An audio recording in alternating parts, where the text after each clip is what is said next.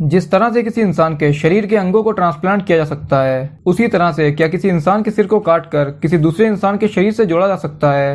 आपको जानकर हैरानी होगी, लेकिन मिलिए वैलेरी स्पिरिडोनोव नाम के इस आदमी से। रशिया के रहने वाले वैलेरी दुनिया के पहले ऐसे शख्स हैं जिन्होंने अपना हेड ट्रांसप्लांट कराने का फैसला किया।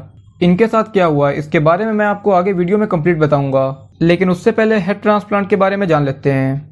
पिछली कुछ सदियों से हेड ट्रांसप्लांट सर्जरी को इम्पॉसिबल समझा जाता था, लेकिन 20वीं सेंचुरी में साइंटिस्ट ने सर्जरी को पॉसिबल करने के लिए दिन रात काम करना शुरू कर दिया।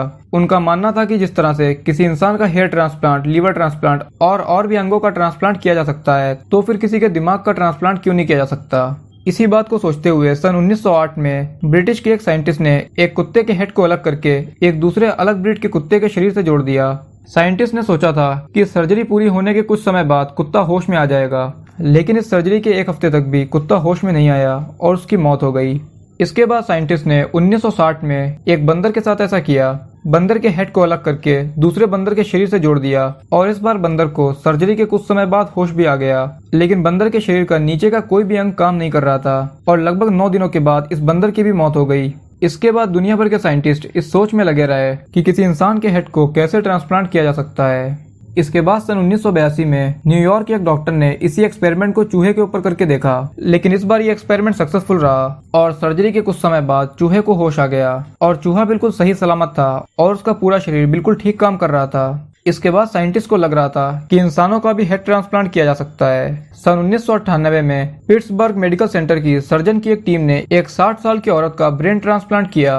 ये लोग ज्यादा बड़ा रिस्क नहीं लेना चाहते थे, इसीलिए इन लोगों ने सिर्फ ब्रेन की एक सेल का ट्रांसप्लांट किया। ये ट्रांसप्लांट तो हो गया, लेकिन सर्जरी के दौरान किसी गलती के कारण उस महिला के दोनों पैर पैरालाइज हो गए। बाद में जब साइंटिस्ट से पूछा गया तो उन्होंने बताया कि अभी तो इंसान का हेड ट्रांसप्लांट करना पॉसिबल नहीं है, लेकिन फ्यूचर में एडवांस टेक्नोलॉजी की मदद से ऐसा करना पॉसिबल होगा।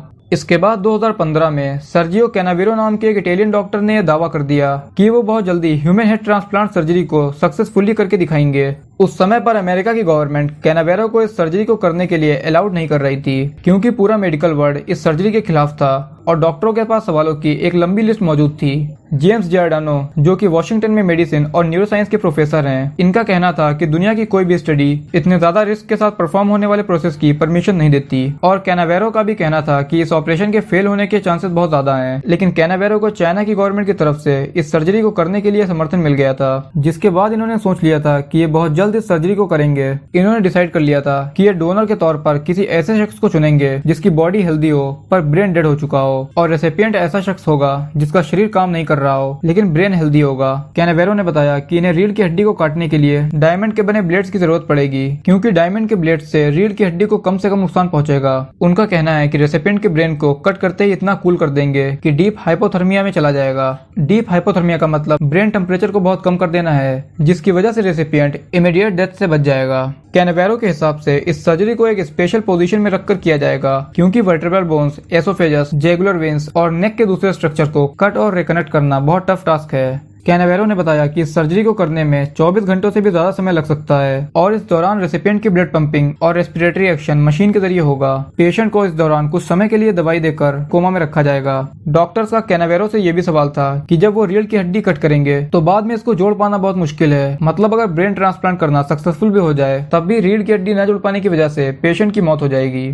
इसी दौरान कैनावेरो को वैलेरी स्पिरिडोनोव नाम का रशिया का रहने वाला एक शख्स मिला जो इस सर्जरी के लिए तैयार था। वैलेरी एक ऐसी मसल बीमारी से ग्रस्त है जिसकी वजह से इसका पूरा शरीर काम नहीं करता। यह दुनिया का पहला ऐसा शख्स बनना चाहता था जिसने अपना सर डोनेट किया हो, लेकिन इक्विपमेंट्स और फाइनेंस की कमी की वजह से कैनावेरो इस सर्जरी को टालते रहे और इसी दौरान वैलेरी की शादी हो गई और इसी वजह से इन्होंने अपना नाम डोनर लिस्ट से हटवा दिया, जिसकी वजह से सर्जरी और भी डिले हो गई।